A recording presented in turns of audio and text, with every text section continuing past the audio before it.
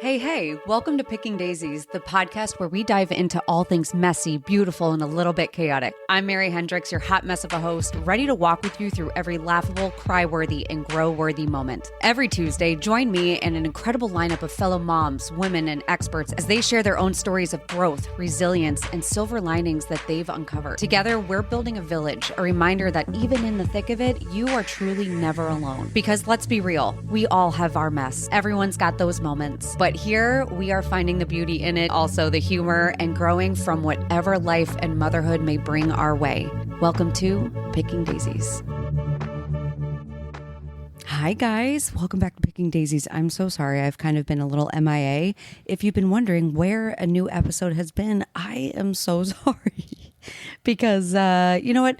I'm not sorry because I'm trying to do this all myself while also just being a plain old mom in the suburbs and achieve my dream. But what I've kind of learned is that I can have a little bit of both, and that means things won't be perfect. And until I get to a place where it's going to be a little bit easier to juggle, this is just how it's going to go. So I'm going to do what I can to stay ahead this time. Hopefully we won't get hit by a plague again that will knock us out of rhythm.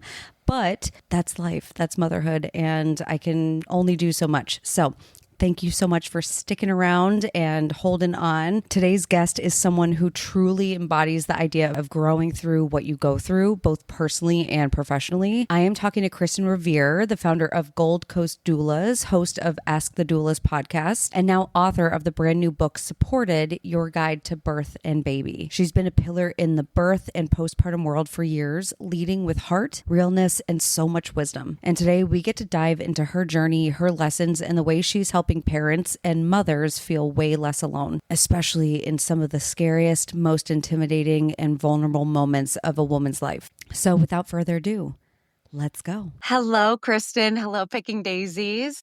Hi, Mary. I'm so excited to chat today. Me too. All right. So as you guys all heard, I have Kristin on, and she is a doula. And are you certified in anything else that I'm missing, or is it just a certification in doula? What does that entail? All this. Tell me everything. So I have quite a few birth and baby related non-medical certifications. And so I'm a newborn care specialist. I'm an elite certified birth doula, elite certified postpartum doula. I'm also a certified loss doula and a certified VBAC doula, as well as a baby registry consultant. Wow. Okay. See, and these are all things that people are probably hearing right now and being like, wait, what? What is all this? Because this is a little bit newer. And I was really excited when I, had the opportunity to bring you on and learn about you and, see if you would be a great fit to be a guest. And I've wanted a doula on. I've wanted someone in the childbirth. I've had a labor and delivery nurse on, and that was such a fabulous conversation. But a doula is so much different. And a lot of people don't know about doulas because it's a newer thing, although it really hasn't been. It's just our villages have kind of changed. We used to always have kind of support people there, but a doula is like a birth coach, if you think about it that way. It's a birth person. I used to think about it as like a birth personal trainer per se. It's like Love that, yes.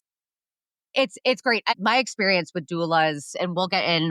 I want you to introduce more. Is I had actually considered getting a doula for my second pregnancy. And I had hired one at the time because I was going to attempt a vaginal delivery after having a traumatic first vaginal delivery. So I hadn't had a C-section or anything. My firstborn had shoulder dystocia.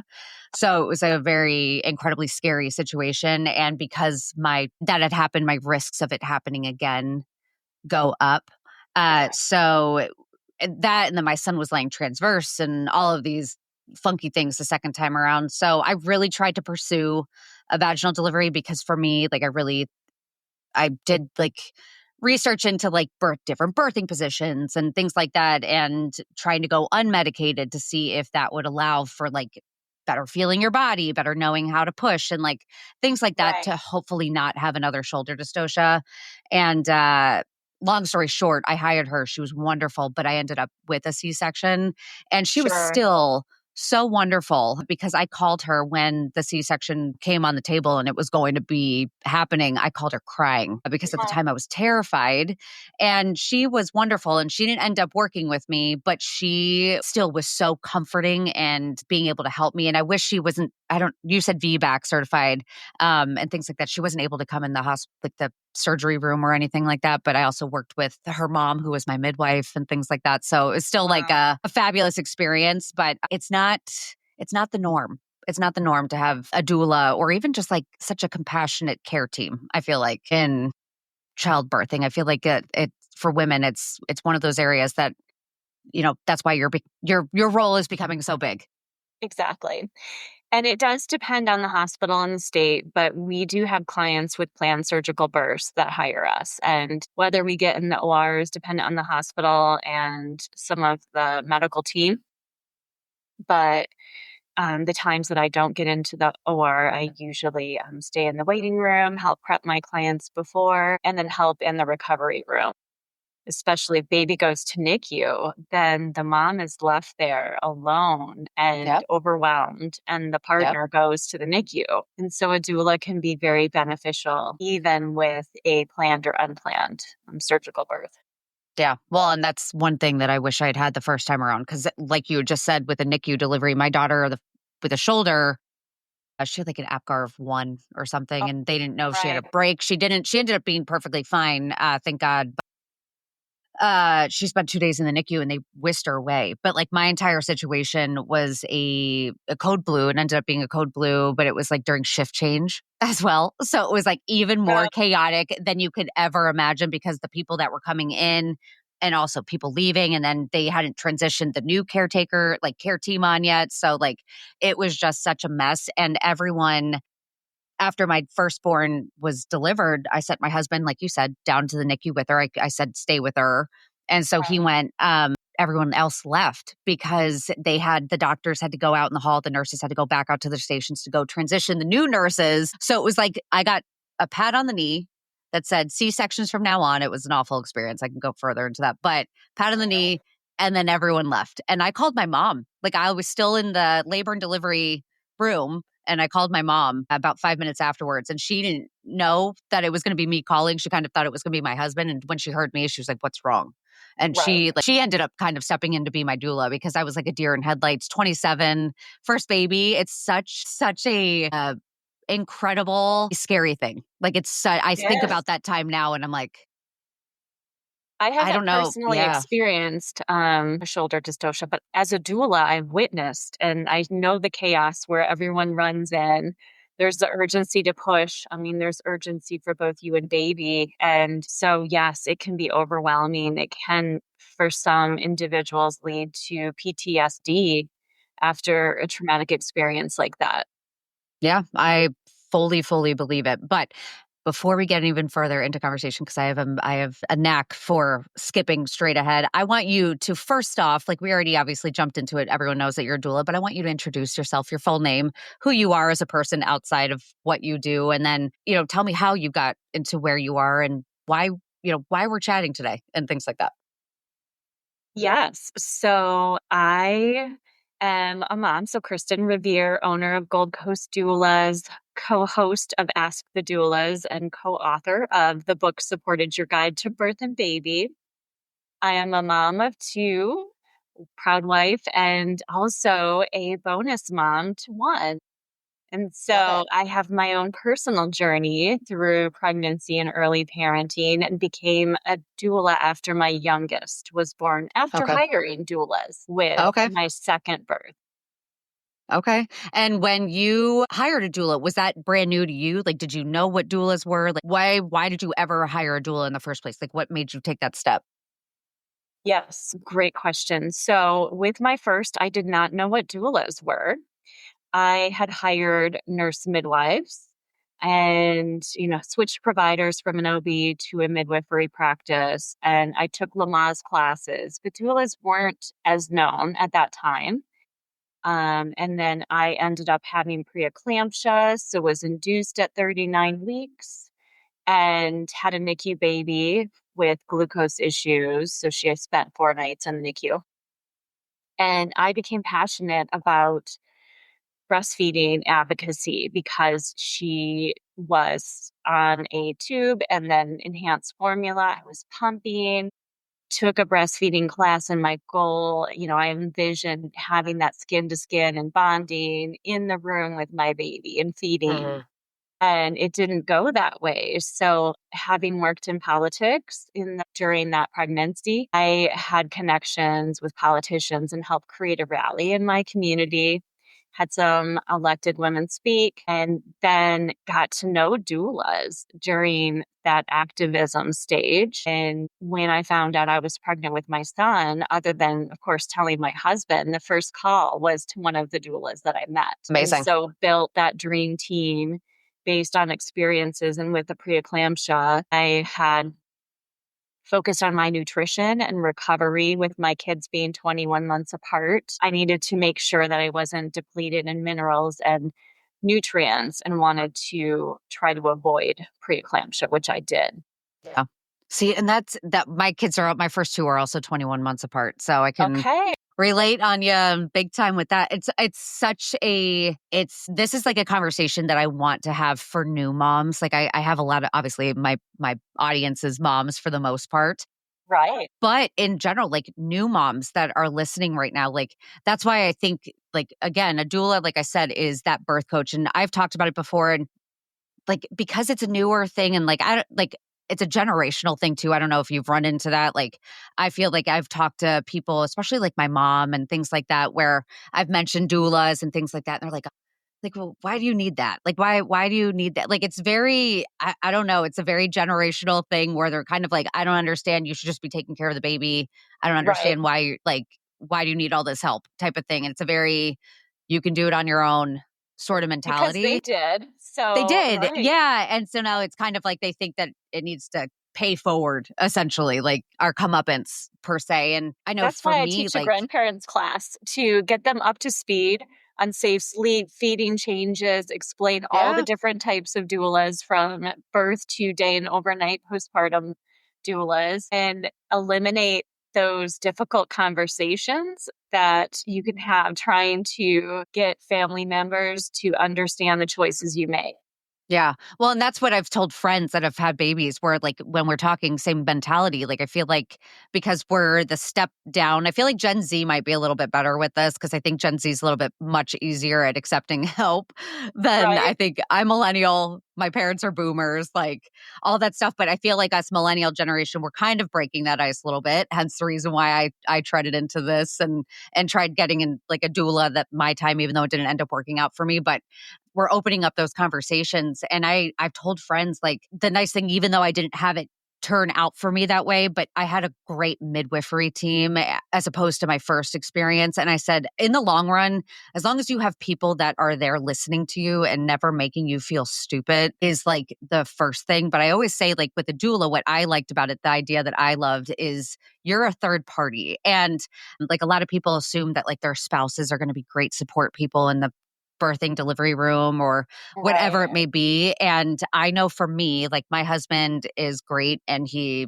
whatever, but he's a man through and through where he doesn't really understand all this. And I remember like as I'm pushing and like dying essentially, he kept like stroking my head You're like, and don't touch me. my god, I wanted to kill him. And it was awful, Uh-huh. but he didn't know how to help me. Like he didn't know how to help me. He didn't know what to do. He didn't know what to say. He was just as lost as I was. Like this was our Or first time and he was kind of following my lead. I think guys kind of assume that like because this is our body and like we're built to do this, like that we know automatically what we're doing and we don't. And we like I no. love the idea and that's why I always tell my friends I'm like the doula is your third party that can help diffuse the situation, doesn't have emotional ties. Because if you're in distress, like when my husband, like with the second and third delivery after that first traumatic one, he thought he was going to lose both me and the baby because it was just Right? that terrible.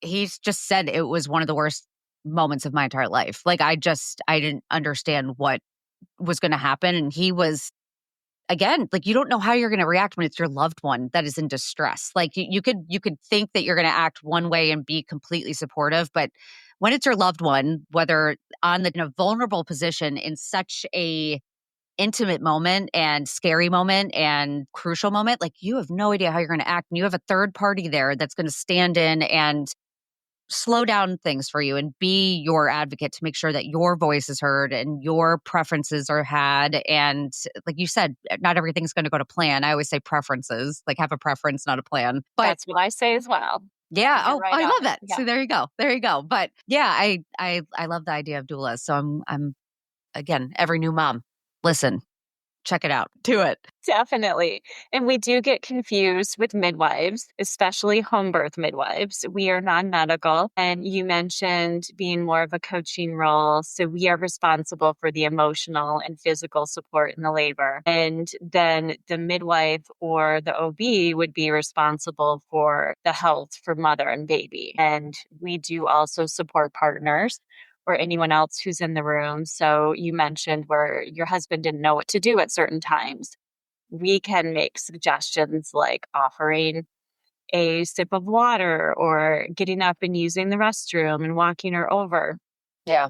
Certainly physical support. If partners want to be hands-on, we can teach them how to do some of the tools that we use in labor. Yeah. See, and I love that. I think everyone needs to be included in it because we with my second, we took hypnobirthing classes. We teach hypnobirthing at Gulf I Coast. We love love it. I love hypnobirthing. I swear I use hypnobirthing to this very day, like going to the dentist's office or like getting a shot or anything like that. Like that whole you hold on. Same, 100% in You explain traffic, breathing. hypnobirthing. I want you to explain hypnobirthing because again, these are all like things that I feel like if depending on who I'm talking to and your surroundings, you might be like, what on earth are these hippy dippy women talking about with childbirth? Because it's really not. It's like it's so fascinating. But I want you to explain what hypnobirthing is. Sure. So hypnobirthing is a bit different than other modern childbirth classes. And even I took Lamaze with both of my kids. So that's preparation, ideally, for an unmedicated birth using tools, including positions, labor, and some of the hip squeezes and comfort measures that doulas use. Now, a class like hypnobirthing is mind body focused. So you are changing the language, taking the fear out of birth and replacing it with positive words. So instead of contraction and thinking of contracting, it's a surge and visualizing the waves of labor and using different tools that resonate with you. I'm sure you remember the color, the thermometer with the colors. And so it's using some of the same tools that professional athletes, say a runner uses in a marathon, excuse me, the visualization, the affirmations, that preparation before an athletic event and that preparation before a birth.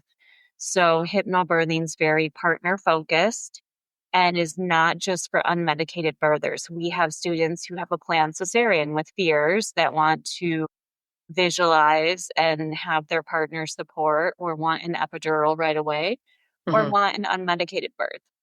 Yep. Yeah. Well, and again, I ended up with a C-section. It helped me tremendously. Like I said, it helped Right. me even in a dentist office. But again, so as Kristen's saying, it's so great. Like I wish they should offer it for non-birthing people. Like anyone that's not birthing anyone, like you should just offer it. And like you said, professional athletes use it because it was so I love Mel Robbins. I don't know if you listen to Mel Robbins Yes, I and do as well. yeah, she's wonderful, but like she talks about manifestation and the Yes. science behind manifestation. And like, it's not just magic, it's actual, science and, your neuroscience and things like that. And so how you're communicating with your brain. But she says it's like, it's the visualization process, but hypnobirthing literally brings you through every visual of it. Like you really just learn how to like bring yourself to a different place of it to help rest your body and like the whole fear, tension, pain cycle Yes. where if you think about it, if I can explain it to you guys in my dumbed down version, it's if I tell you I'm going to give you a shot and I'm going to tell you it's going to hurt really bad, when I'm about to give it to you, you're going to tense up. The muscles are going to contract. And now I'm putting that needle through a contracted muscle. So now you're going to end up being way more sore and way more in pain. And the experience is going to be 10 times worse than it should have ever been because that tension and that fear made it so much worse as opposed to me not saying anything. I always tell that to people. I'm like, don't say anything. If it's going to hurt, just do it. Right. Don't And then tell me. don't tell me because I'm going to die. But like, if just as opposed to reconstructing the way you think in your head of what's coming as being like, I don't know what you would repeat what do you normally coach clients with, like when a pain is coming, when a contraction's coming, like what do we want them to be? I'm so far It removed from it. depends on what resonates with them. Some things may not be affirming to every Okay. individual, but every surge brings me closer to my baby is an Yes. example. So you know that you're doing work with progress. Okay. Yeah. So it's like, again, it's reshaping and reframing the way something uncomfortable is happening to you because your brain is what's telling your body that it's uncomfortable. So if you think about it, it's kind of just trying to rewire and reshift that focus away from it. And I thought it was incredible. Like I said, I use it now if I'm getting like a dental cleaning or something because it's awful. I just go to a different place. It's it's like hypnobirthing and disassociation at the same exact time. It's great. There are hypnotherapists and some focus on medical techniques. So think of a mental health therapist that is trained in using those hypnosis techniques. And so you can seek it out for other medical issues or past trauma, for example. Yep. Okay. And well, you talk, so remind me of your certifications. What type of doula? So postpartum, Yes, birth and postpartum. I'm also a newborn care feedback. specialist, which is a different training, VBAC doula, loss certified. So both in pregnancy and infant loss, stillbirth, SIDS. Yeah, I can't hear you for some reason. Hold on. Okay, I'm hearing something now. Can you hear me? Yes. I don't even know what happened. Okay, I'm sorry. It fell over and then I don't know what it did. I'm just not going to touch it. So that's fun. Okay. Anyway, okay, what I wanted to ask you was with the loss doula, which is absolutely heartbreaking to imagine. What does that look like? How do you how does that start? Like, does someone go through a loss and then someone recommends they give you a call? Does someone else call them for you? What is that job? And then what are you doing? I'm so curious on that because I think that's probably so I can only imagine how beneficial that Yes. service could be. So it is not something that we charge for if someone wants to talk through what happened. And so if we have a client with a known medical issue for their baby or babies and a known loss, then they will work with one of our loss certified doulas because we Okay. have the tools to better support them. But all of my team, other than the brand new ones, have had a mini loss training, but some of us went steps further and received the certification. So that is a charge service if they're hiring us to actually be the doula at the birth. But if they are looking for support, want to process their birth, then that is pro bono. Okay. That's amazing because I've met many women who unfortunately have gone through so many of that. I even think about my grandmother. I think about her story all the time. My grandma, she was older. My grandparents were both in their 40s when they had my parents, and my Okay. dad my grandmother on my dad's side, she was, I'm going to say 42 when she had my dad, but she had a stillborn Mhm. prior, I want to say like 2 years before my dad was born. And Wow. this was like in the 50s. So I'm going to say like around 54, 55. And at the time, like I think about her in so many ways, like about just like how far we've come. I think about the ability to have a C-section because that was my big thing with like having a C-section. I was so disappointed because at first, now I loved it. I loved my C-sections. I had two afterwards, but like Okay. at the first time, like I thought it was a failure. I thought my body failed me. Something like my body Sure. should be giving birth. Like, why is my baby getting stuck? Like, that's not how it should be designed. Like, like you just go through this whole emotional turmoil. And I think about my grandmother, and she was in I want to say like 70, they let her go on in labor for 72 hours, Okay. which is Wow. wild. Yes. And the baby ended up, I think that everyone always said it was stillborn, but I've heard that it lived for about like 30 minutes because like it was just stressed out and then it ended up passing away due to the labor and delivery. I don't Right. think he even had a name. Like, I don't think it was even like back then they didn't like the No. stuff was, and they basically just kind of like they did to me is they patted her on the knee and said, go home and you'll have another, or like forget about this and whatever. And it was kind of like a hush hush, don't talk about it type of thing. And my grandfather was like such a sweet man. And he wrote like memoirs when he was like older and remembering his days. And he talked about that, where he just said like, that's one of his biggest regrets, because the mentality back then was to move on and don't talk about it. Don't talk about it. Don't talk Suck about the it bad up and stuff. yes, keep it Yeah. quiet, family hidden secret. Yeah. And that's why, like, that's why I love having, that's why I wanted to have you on, is for, again, it's a very generational thing, and doulas are such a important component of birth. And I wish it wasn't I do think sometimes it's a luxury because not everyone can afford to Right. hire a doula and things like that. I wish that wasn't the case, because I think the fact that we have to hire someone to bring in that support is a clear signal that that support is missing. And, Right. so the fact that that's a luxury, it should just be a given that everyone is receiving this support. And,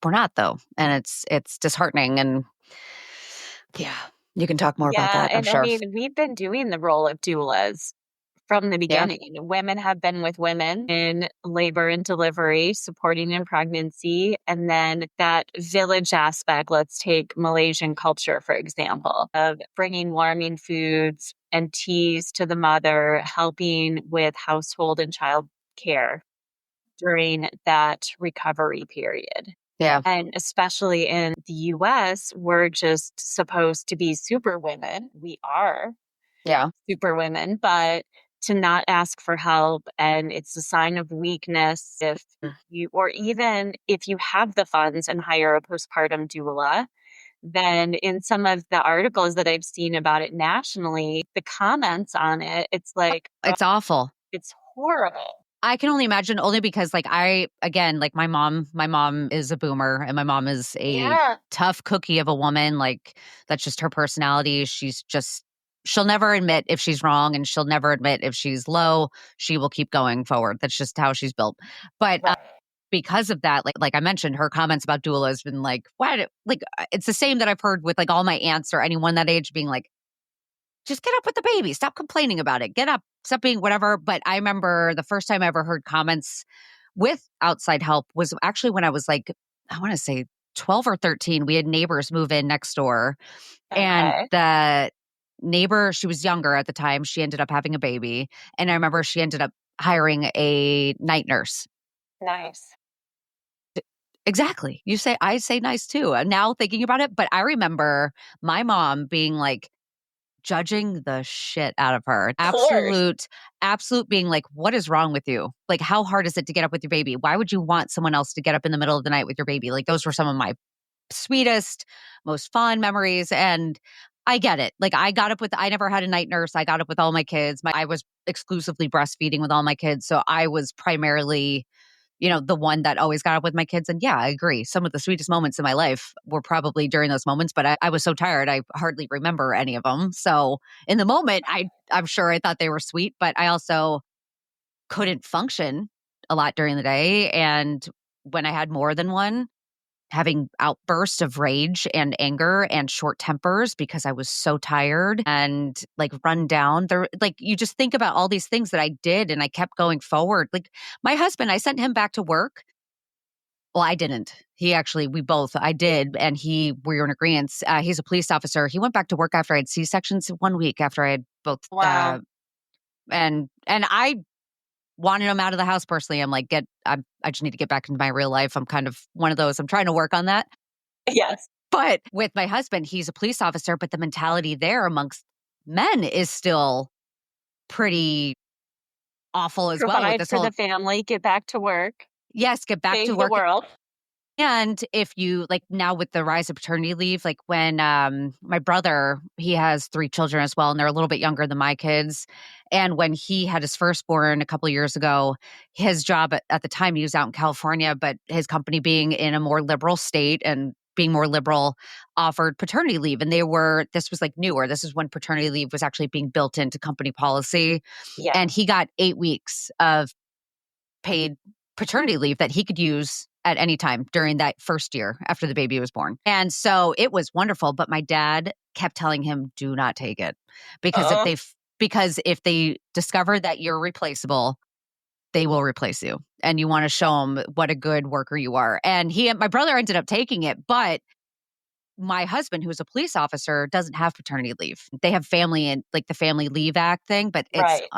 I don't think it's paid for us. And it wouldn't have made sense. But for him, also the mentality amongst men of taking off or doing things like that, it's such a alpha male thing. It's so silly where you're just like, there's so many, you really realize in society with childbirth, like there's so many subsets that have just impacted where women are today. And I understand why we are the way we are right now, you know? Right.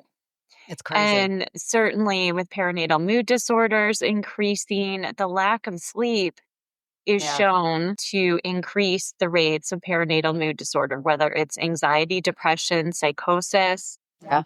OCD. There's so many different facets to Yeah. PMADs. And the more you're losing sleep and lacking support, the more probable that you will end up with a perinatal mood disorder.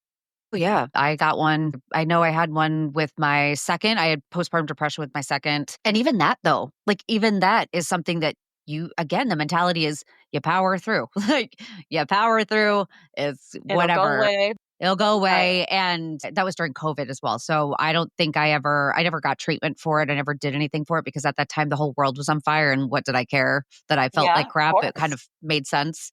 But with my third, that really hit. And that's when my third was the one I've always said it's made me a better mom. And not that you have to have 3 kids, but I think she was the one that broke the ice, essentially, not in a bad way, or broke the straw, broke me in a good way, where I was like, I need help. I need support. Like we need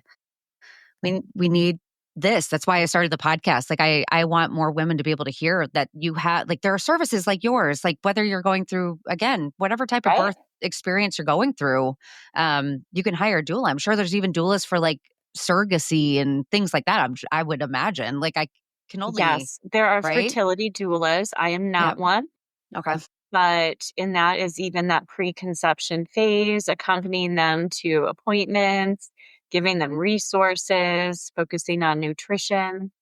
And then certainly the surrogacy aspect. I have doula friends in other states that have supported the surrogate hired by the family during Oh, labor. nice. Yep. Surrogacy is very new in Michigan as far as being legal. So I have yet to support a surrogate family. Oh, okay. Yeah. I had a mom on here. She was a guest a while ago, but I met her, but she had a surrogacy. She actually, her story was crazy. I would have to give her her name, but I think she was in Michigan, and they, same thing, because of the legalities. They had to, like, all this craziness with, Go to different states and yes, have the yes, surrogate Wisconsin. be. I think they had to, like, yeah, they had to go all over the place, but Yeah. it was nuts. But she ended up actually having a surrogate that she transferred one of her eggs and embryos in, and then she had a health condition that prevented her from getting pregnant. She had already suffered a pregnancy loss. That's how she discovered the condition. And so her doctor was like, no, don't do it. But she ended up with so many embryos that she found a new doctor, a fertility doctor, after they had already did the transfer to the surrogate, that was like, we got a ton of embryos. If you want to give it a try, I think we can support you this time. If you were to get pregnant, we know now what you have. And so they did. And she ended up having 2 babies 6 weeks apart because both No. embryos took on the same go. Yeah, it was crazy. But she came on, so she had like twins. I think that's what she called them. She tells everyone that they're twins because she's like, the story is way too nuts for me to Pretty much. ever try and tell I need to anyone. go But back and listen to that episode of yours. I'll find it. I'll find it. And for everyone listening too, I'll link it in the show notes as well. But before we got about 10 minutes, and I'm going to be good because we got places to be, people. We're both moms, and we got things. You have a new book, Supported. And I want you to tell me all about this and what's in it and what people can expect, where we can find it, when it's coming out, all that good stuff. Cause I think I've never been like a big parenting book person, but when it came to hypnobirthing and childbirth, those are two things that, looking back retrospectively, I wish I had prepared a little bit better for, because again, boomer generation leading the millennial generation. My mom was essentially like, my mom always told me about her pregnancies that she went to the hospital, she got an epidural, she felt nothing, she pushed a baby out. she came home. I literally just went to the hospital. I didn't take any classes before having my firstborn. I just thought I would know everything. And then Right. That's what most people think. yeah, and then when shit hit the fan, I literally was like this the entire time. Like, I don't know what's going on. And it was awful. So tell me everything. So the book Supported Your Guide to Birth and Baby came out this past Mother's Day. So it's almost been out a year. Yay, okay. And yeah, so I co-authored the book with Alyssa Veneclaus. She and I created the Becoming a Mother course in the pandemic because everything was shut down. Our clients were isolated. They wanted community. We had the time because people were fearful to have us in their homes with newborn care. Luckily, I lived in a state where I could support families the entire time in the hospital. Good. As a birth doula. So it's not like Even during the pandemic? during the entire pandemic. There was a Wow. week where we were shut down that I did not. I had to support virtually, but the rest of the pandemic, I was working. But we created this course to prep for birth and baby with 6 modules, live discussions and calls with us. And we wanted to transfer that into a book to make it even more accessible. Not everyone has the time for an online course. Not everyone has the money to invest in a course as well. And so this gives it even more access. And over the years, I had collected client stories and had a different book project I was working on that never came to fruition. So I had expert contributors like a pediatrician, a international board certified lactation consultant, also a mental health therapist that's focused on perinatal mood disorders contributed, and a lot of the medical aspects were taken care of by professionals. She's a prenatal yoga instructor, but owns a studio, Mind Body Baby. And Heidi contributed to all of the prenatal fitness segments of the book. And so the book is basically supporting the modern family. And it's everything that I wished I could refer my clients to that didn't exist on the market, because a lot of the childbirth prep books, a lot of the feeding books, a lot of the early parenting are swayed in one way. And this is judgment free.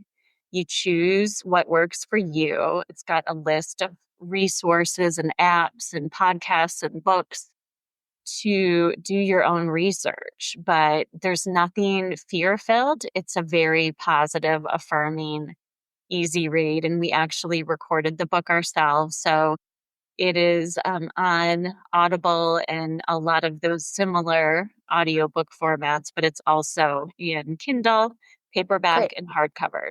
I love that. I love that. That's so necessary. It's so incredibly necessary. Just that in general, like for everyone listening to, like, I think childbirth was my first eye-opening experience, or just pregnancy and childbirth was my first eye-opening experience to bodily autonomy and empowerment, because you don't realize it. And that's one of the most traumatic things. I know when I had a labor and delivery nurse on, I don't know if you're familiar with her, Jen Hamilton. She's like a big TikTok Yes. sensation. She's wonderful. I had her on last year.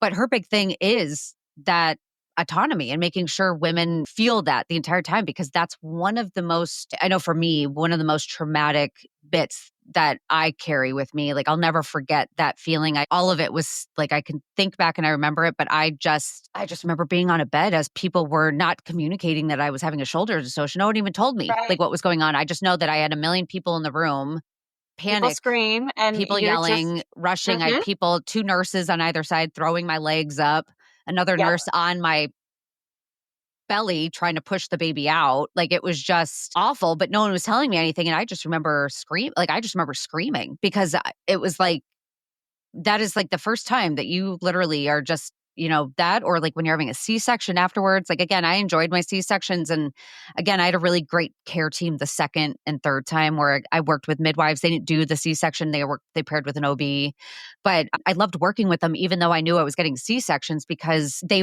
were connected with doulas. So again, a big part of their team was that. So they were really focused on that mental, emotional, physical piece and everything. But being strapped down to a surgical board with a big light in your face in a cold room with people talking and a drape over while you're literally getting cut open and you're awake is like, and you could feel that pulling. Like it is such an out of body, weird experience that like to know that there are people in the room that like were on my side and watching out for me when you feel very unseen. Like even though you're the subject, like you still feel very unseen in that moment. You feel like a body, like you don't feel like a Right. person.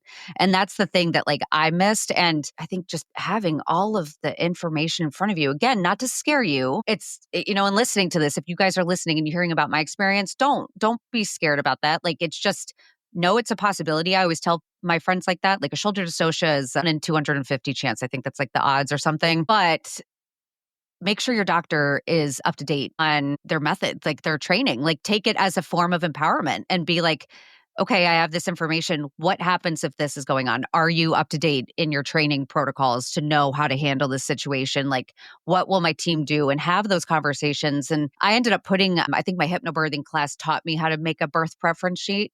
So I Yes. have those and I love it. Like, I still give it to my friends and I'm like, you guys can edit whatever you want, but I typed it all out. And it was just something I gave to my care team for both of my C-sections. I didn't have it the first time. I wish I did, where it's just like, if A, B, and C goes correctly, this is what I would like D, E, and F to look like. And if not, like get it as close to this as you can. I understand that things may happen differently, but these are my ultimate wishes. Let's try and aim for that direction. And it was so nice. It was so wonderful. But I wouldn't have ever known that had I never been educated on this stuff, because I feel like women are just, I don't know. I feel like a lot of women, that's our deer in headlights moment, is like that bodily autonomy, but also like, I don't know about you, but like for me, when I tried getting pregnant, I was kind of dumb. Like I didn't really know how to get pregnant at first. Like I didn't know a whole lot about the female bot. Like it's so Our silly. own Like anatomy, right? yeah, like I don't feel like a lot of women know about that. Like we're not talking True. about this stuff, and we just need someone to lay it out there for us. And it's like, this isn't silly, this isn't gross, this isn't scary. It's not something you have to be embarrassed about. Like I just feel like as long as it's not sugar coated, just give all the facts, go read it, and then prepare yourself, and you'll feel so much better in your birth. Yes, 100%. And you're having conversations with your provider in Yes. pregnancy with that birth preference sheet. If you know you're having a planned cesarean, you can request certain things like music or hypnobirthing tracks, or trying to have skin to skin time as long as you and baby are doing well Yep. immediately. Yep. Some of the ORs even have the ability to have a clear pass through drape if you I've want. seen those. Yeah, I've seen those. I never did that, but I was able to do skin to skin with my son Nice. while they were stitching me up. They were able to put him on me, which was wonderful. With my daughter, they didn't do that with me. My husband held her like right next to my face the Oh, entire time. I don't know if it was like a difference or whatever, but my midwives made sure it was like the best experience. They took great pictures and they just made sure like I knew exactly what was going on. So like when the doctors were on the other side, when I couldn't see, they were explaining to me like, this is happening now. And like, beautiful. I think the big thing too with like C-section wise, like the thing that scared me is that everyone used to prepare me saying that I won't remember it, that I'm going to be too droopy and like, you know, because of medication or whatever.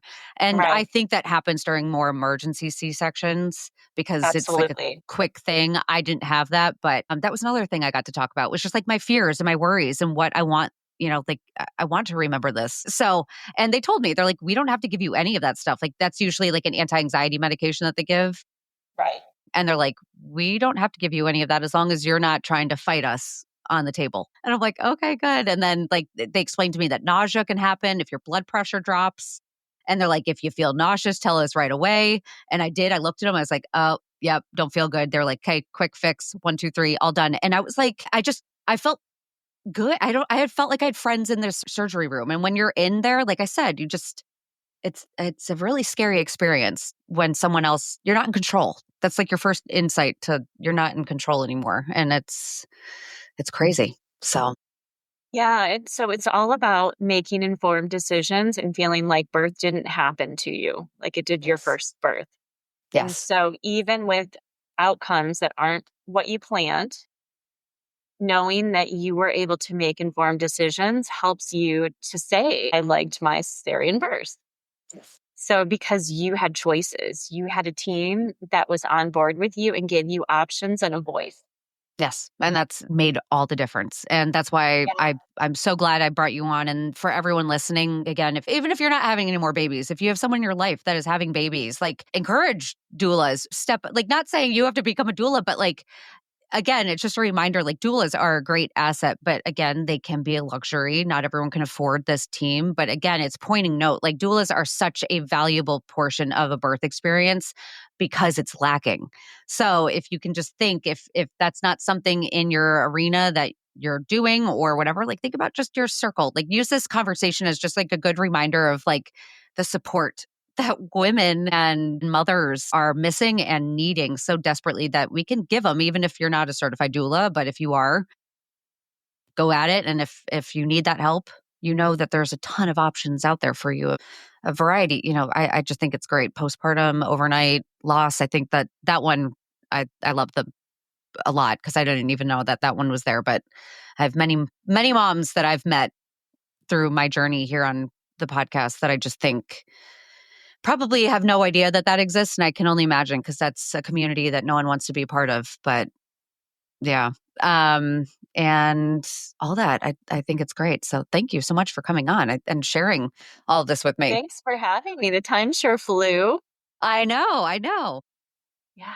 I'm honored Great. to share about the work we do. Me too. So for everyone listening, I will put all the information for Kristin, her book in the show notes where you can find her podcast, all that good stuff. And you're on Instagram. Are you on Instagram, social Yes, media? at Gold Okay. Coast Doulas. Okay. Well, so there you go. So message either of us. Like I love my DMs, but like send emails if you guys have questions. And I'm sure like, even if you're in Michigan, you said, I don't think anyone, can people hire you if they're not from Michigan? Can you do virtual? We have virtual services, including birth doulas. So the sleep consulting is 100% virtual. Baby registry, a lot of our classes are virtual. So yes, Cool. they can Okay. still talk to me, hire me. Okay, cool. And then if they're not looking for virtual, if they're looking for a doula in their state, where do you recommend people turn first to find like a So good, trustworthy doula? you can find doulas on Doula Match. Okay. Or there's some new apps. Bombier's one, Hello Mila. Okay. And then you can just Google doula near me. Yeah.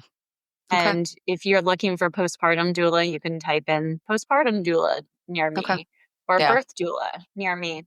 Okay. And talk to moms too. Talk to other moms. Mom groups are like on Facebook are actually really helpful.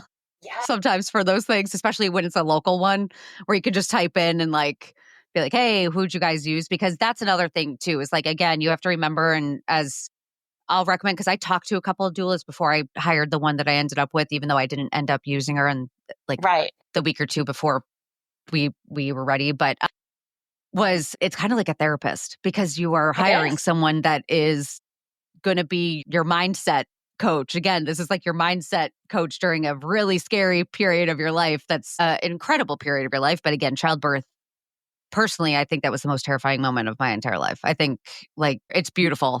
Don't get me wrong, but it's going back, you realize how scary it actually is. And when you think about it, you got to shop around a little bit. So if you meet a doula that maybe doesn't feel like your flow and your vibe, things like that, go find one. Again, find one that matches your energy and things like that, because there's a ton of them. So 100%. Yeah. Awesome. Okay. Well, yay. Thank you so much, Kristin. Thanks, Mary.